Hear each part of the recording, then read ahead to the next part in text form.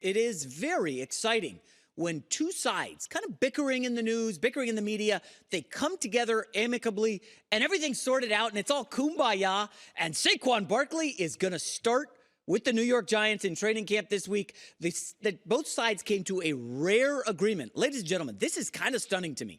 I was not aware of this, but recently, within the last few hours, Saquon Barkley and the Giants have agreed to a new deal. He did not sign the franchise tag, which would have paid him $10 million. He was able to negotiate a deal where he's getting an extra $900,000, depending on how you want to work it out. According to James Palmer, NFL Network, Saquon is the first player to receive the franchise tag and then sign a modified one-year deal since 1994. Extremely rare, but I kind of want to take you through it here because there's a couple permutations of what may or may not have happened. I like to look at this as a win for Saquon Barkley. It's a win-win for both sides, but from my point of view, I believe the Giants, one of these blue blood franchises, they don't like negative news. I mean, nobody really does, but the Giants in particular, Colin has banged on this drum a lot, and that they wanted the Daniel Jones thing. Hey, we got to sign him. The owners kind of pushed for that. And I do believe the owners have seen, man, there's a lot of negativity swirling around Saquon Barkley.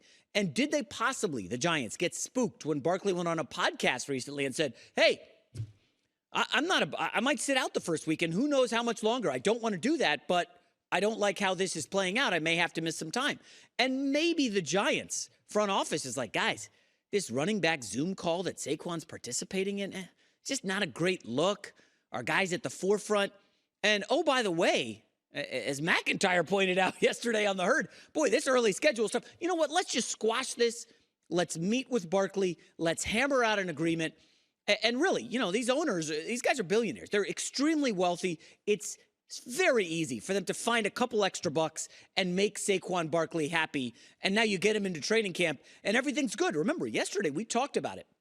The leader of the defense, Xavier McKinney, totally was understanding if Saquon was not going to show up for camp. You rarely hear that. We heard Devontae Adams say, hey, if we're going to accomplish anything in Vegas, we need Josh Jacobs in here. But the Giants were singing a different tune because Saquon is loved in that locker room.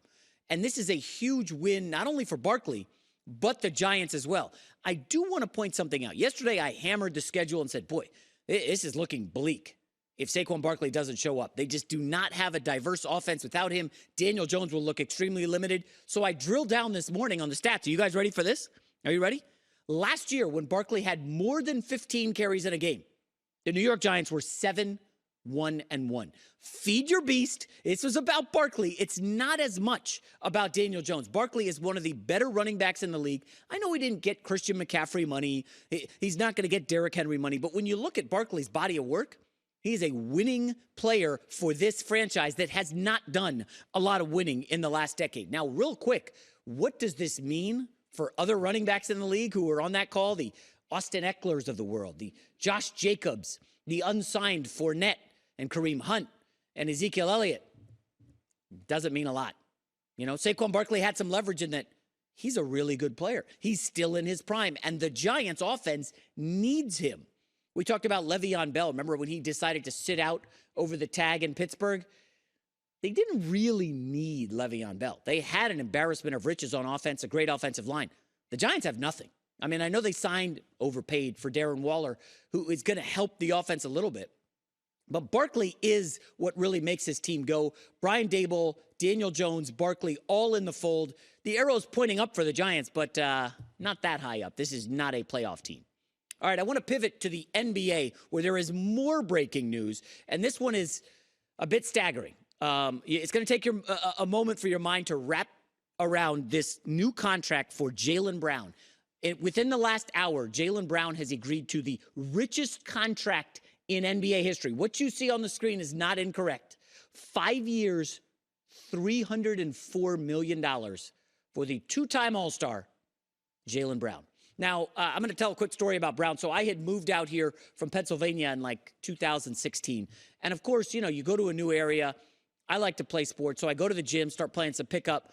And the guys at the gym would see me on Speak for Yourself, which is what it was called back in 2016. And they would start to talk, oh, you're on TV, you talk about sports.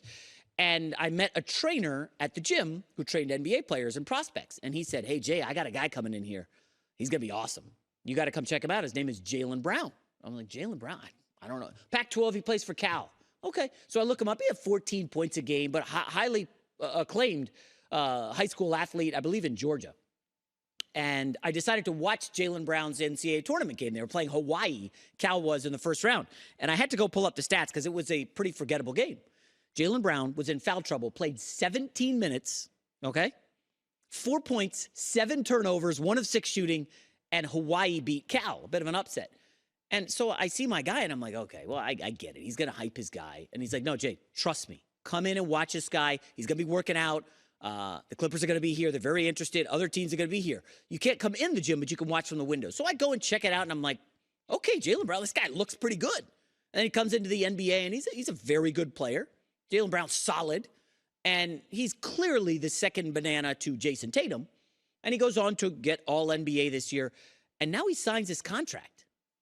And it's significantly more than what Nikola Jokic signed for last July.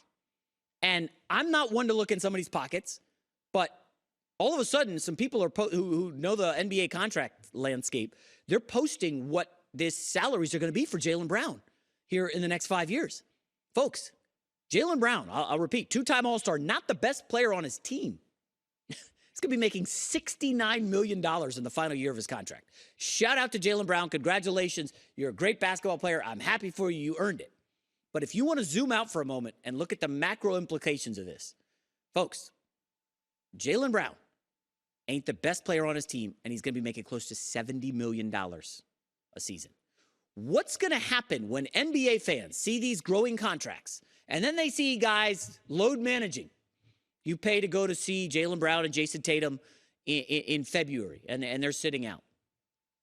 And you're like, wait a minute, this guy's making $69 million and he's just sitting out? That's not right. That's not. How is he making that much money? And you know fans are going to get worked up about this. And as I was texting a certain NBA person today before the show, I got this in response. Hey, Jason, do you know the name John Concact? And I was like, wait a minute. That guy from the 1980s? He's like, remember his contract? And I instantly remembered it. Now, old NBA fans will remember this. Probably not the young bloods. So there was a player on the Atlanta Hawks named John Concact. And he was like a 7-footer, and he was a middling player, 6 points, 6 rebounds a game. And the Detroit Pistons were trying to steal him from the Hawks, and the Hawks had to pay up to keep him, and he got a 6-year, $13.5 million contract.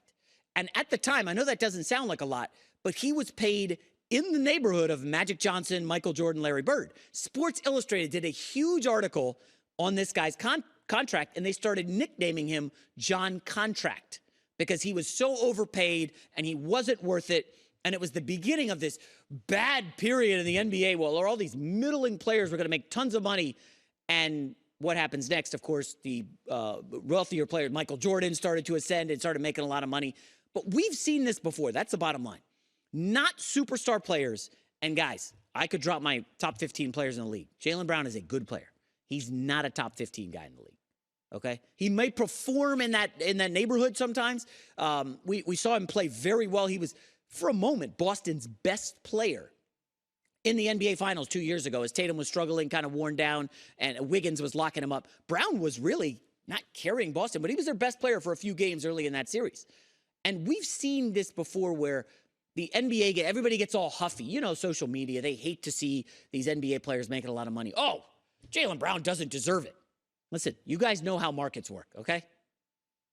You're aware that the NBA salary cap keeps going up, team evaluations keep going up. NBA owners are printing money, and they're not hoarding it for themselves. They're paying the players. Damian Lillard's contract was allegedly difficult to move because he's making, oh my gosh, Damian Lillard's going to be making $55, $60 million. He's going to be 35. He hasn't even won a championship. Listen, this is where we're headed. Hi, everybody. Thanks for watching. Subscribe here to get the latest from the show. Also, be sure to check out more of the best clips from The Herd or go watch a few segments from other shows on FS1.